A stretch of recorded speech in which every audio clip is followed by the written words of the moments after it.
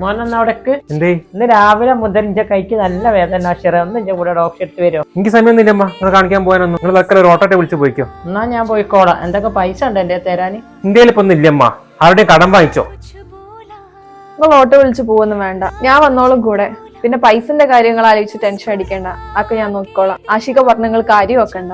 ആഷിക നിങ്ങൾ എവിടെയെങ്കിലും പോവാൻ നിൽക്കണം. അതെനിക്ക് പ്രൊമോഷൻ കിട്ടിയല്ലേ, ഞാൻ കമ്പനിക്കാർക്ക് എല്ലാവർക്കും കൂടി ഒരു ട്രീറ്റ് കൊടുക്കാൻ വിചാരിച്ചു. ഇപ്പൊ പ്രൊമോഷൻ കിട്ടിയപ്പോ കൊറേ പൈസ ഉണ്ടാക്കുന്നുണ്ടല്ലേ?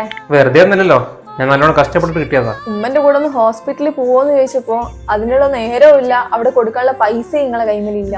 ട്രീറ്റ് ഒക്കെ അടിച്ചു പൊളിക്കാനുള്ള പൈസ നിങ്ങളിട്ടുണ്ട്. നിങ്ങൾ എന്ത് ജീവിതം ആശിക്ക ജീവിക്കുന്നത്? നിങ്ങളെ മാതാപിതാക്കളോട് എങ്ങനെയാണോ പെരുമാറുന്നത് അതേപോലെയാണ് നിങ്ങളെ മക്കൾ നാളെ നിങ്ങളെടുത്ത് പെരുമാറാം.